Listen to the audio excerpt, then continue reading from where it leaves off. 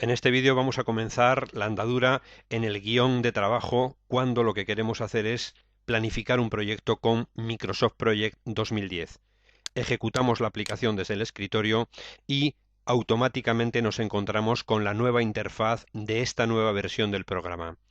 En la parte superior tenemos la barra de título del programa, así como el nombre del archivo actual con el que estamos trabajando, la barra de botones de acceso rápido y las diferentes fichas con las diferentes cintas de opciones que trae esta nueva interfaz del programa.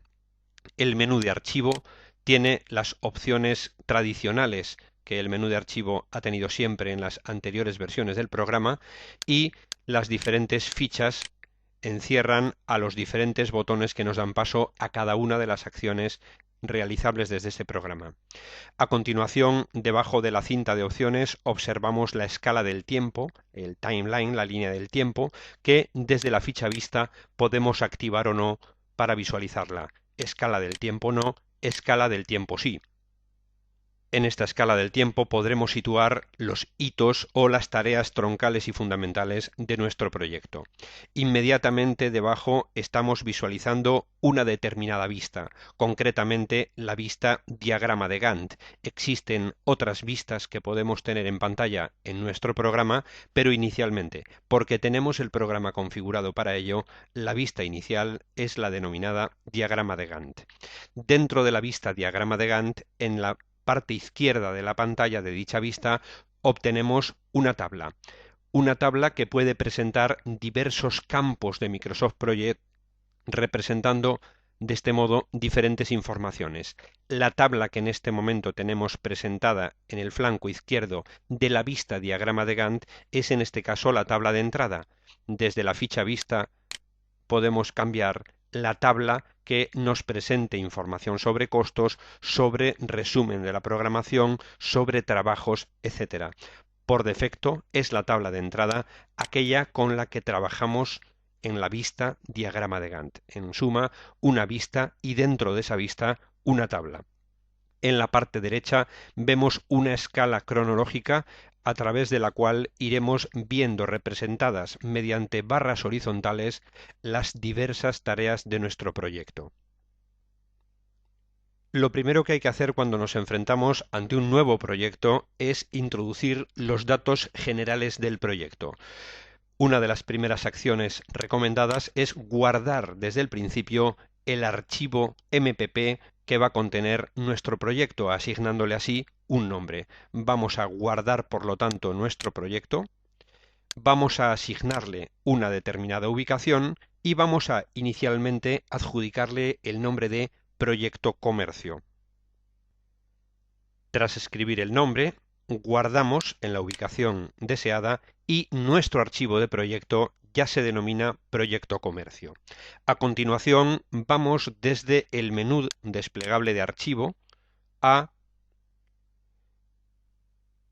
el elemento Información y dentro de Información a Información del proyecto. Desde este botón de información del proyecto podemos acceder a las propiedades avanzadas de nuestro proyecto, informaciones tales como el título del proyecto, el nombre del autor, así como otras informaciones generales que definen nuestro proyecto. Por otro lado, también desde el botón Información del proyecto, cuando ya tengamos introducida más información, podremos acceder a las estadísticas del proyecto, viendo en esta tabla de resumen aquellas informaciones más representativas de nuestro proyecto. Por otro lado, también desde este panel de información podemos establecer directamente la fecha de comienzo del proyecto. Por ejemplo, vamos a establecer como fecha de comienzo del proyecto el día 1 de diciembre de 2011. Podríamos establecer la fecha de finalización en vez de la fecha de comienzo si lo que deseamos es programar nuestro proyecto a partir de la fecha de finalización. Sería desde aquí, desde donde podríamos establecer si programamos a partir de la fecha de comienzo o a partir de la fecha de finalización. Tenemos otros datos tales como la fecha actual, la fecha de estado. Estas otras fechas son las que nos permiten saber cuál es el día de hoy, cogida o tomada de la fecha del sistema de Windows y la fecha de estado se utilizará para cuando realicemos la fase de seguimiento en nuestro proyecto. Por otro lado, ¿cuál es el calendario en el que por defecto se va a basar o amparar todo el proyecto? El calendario estándar. Existen inicialmente otros calendarios que podemos elegir y por supuesto podremos definir los nuestros propios. Otro parámetro como la prioridad, hablaremos más adelante de las prioridades, se puede determinar desde aquí. Si volvemos a la ficha inicial de tarea, observamos nuestra vista diagrama de Gantt y también desde esta vista podemos acceder desde la ficha proyecto a información del proyecto. Veremos parte de la información que hemos ya recorrido anteriormente, pero ahora desde un panel podemos especificar la fecha de comienzo, la fecha de finalización, la fecha de hoy, la fecha de estado, cuál es el calendario estándar en el que se basa nuestro proyecto inicialmente, si programamos a partir de una fecha de comienzo o a partir de una fecha de finalización, la prioridad y desde la parte inferior y botón estadística tenemos paso de nuevo a esa tabla de resumen de estadísticas. Por lo tanto, información del proyecto desde aquí, información del proyecto desde menú de archivo información, desde los datos del panel. Otra manera de acceder a la información del proyecto es haciendo doble clic directamente sobre la escala del tiempo. Doble clic, pasamos directamente a el panel de información del proyecto. Por último, en esta introducción, comentar que si desde la ficha proyecto accedemos a la opción cambiar tiempo de trabajo, pasamos al panel desde donde se definen y se especifican los calendarios para nuestro proyecto. Como vemos, en este caso tenemos elegido un calendario estándar, hablaremos más detenidamente de los calendarios, así como de sus cronologías, cuáles son las franjas horarias que abarcan y para qué días de la semana. Por lo tanto, los parámetros iniciales de un proyecto los definiríamos de la manera que hemos explicado en este vídeo. Continuando con la secuencia de pasos a seguir para realizar una planificación de un proyecto, tras definir las tareas y los hitos de un proyecto, tras establecer sus duraciones, tenemos que determinar las relaciones o vínculos que van a existir entre las tareas. Las tareas de un proyecto tienen una fecha de comienzo y de finalización, pero normalmente van engarzadas en el tiempo, de manera que normalmente cuando termina una tarea podemos empezar otra u otras de las tareas de este proyecto.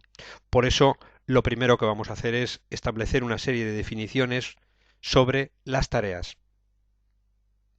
Las tareas se suceden a lo largo de la vida del proyecto, se concatenan en el tiempo desde la fecha de comienzo del proyecto hasta la fecha de finalización.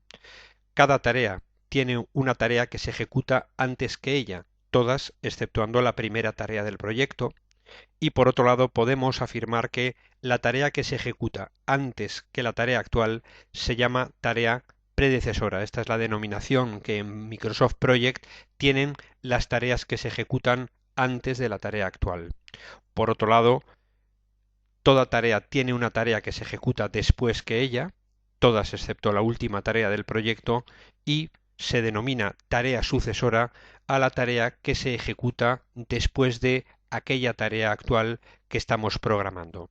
Tarea predecesora, por lo tanto, y tarea sucesora son conceptos que se manejan en la administración de proyectos cuando trabajamos con Microsoft Project. Los vínculos entre tareas establecidos por el programa Project pueden ser de cuatro tipos. El vínculo de tipo fin a comienzo, de tipo denominado FC, establece que una tarea no puede comenzar hasta que no acabe la otra. La anterior, la predecesora, es el tipo de vínculo más frecuente. Cuando termina la tarea A, comienza la tarea B. El tipo de vínculo comienzo a comienzo, CC, establece que una tarea no puede comenzar hasta que no comience su tarea predecesora, es decir, que cuando comience una dará comienzo la otra. Hay otro tipo de vínculo que se denomina fin a fin, FF, y es para cuando una tarea no puede finalizar hasta que no finalice la otra. Dos finalizaciones a la vez, dos finalizaciones de tareas simultáneas, cuando cierta tarea tiene que finalizar a la par que cierta otra. Y hay un cuarto tipo de vínculo que se denomina comienzo a fin, CF, que es el tipo de vínculo menos frecuente, que establece que una tarea no puede finalizar hasta que no comience la tarea predecesora. Pues bien, vamos a estudiar un poquito más detenidamente estos tipos de vínculos. El tipo de vínculo fin a comienzo establece que la tarea B no puede comenzar hasta que no acabe la tarea A. Repetimos, es el tipo de vínculo más frecuente y, por ejemplo, en una obra de construcción, el vertido del hormigón, tarea B, no puede comenzar hasta que no haya concluido y terminado la tarea de los encofrados, la tarea A. Si bien podemos establecer simultaneidades, es decir, solapamientos en el tiempo de la tarea A y la tarea B. Podemos establecer posposiciones. En este caso, la tarea B podría tener una posposición negativa de menos 2D, así lo reflejaremos en el programa Project, estableciendo que podrá comenzar la tarea B cuando termine la tarea A, pero 2 días antes de que concluya la tarea A. Es decir, si estamos encofrando, antes de que terminen los encofradores, podemos estar virtiendo el hormigón en otra zona de la obra y así ganar tiempo en el resultado de tiempos final del proyecto. El tipo de vínculo comienzo a comienzo, CC, establece que la tarea B no puede comenzar hasta que no comience la tarea A. Un ejemplo podría ser cuando comienza la tarea de contratación del personal, una vez finalizada la obra física, o comienza la tarea de formación y preparación para esos puestos de trabajo.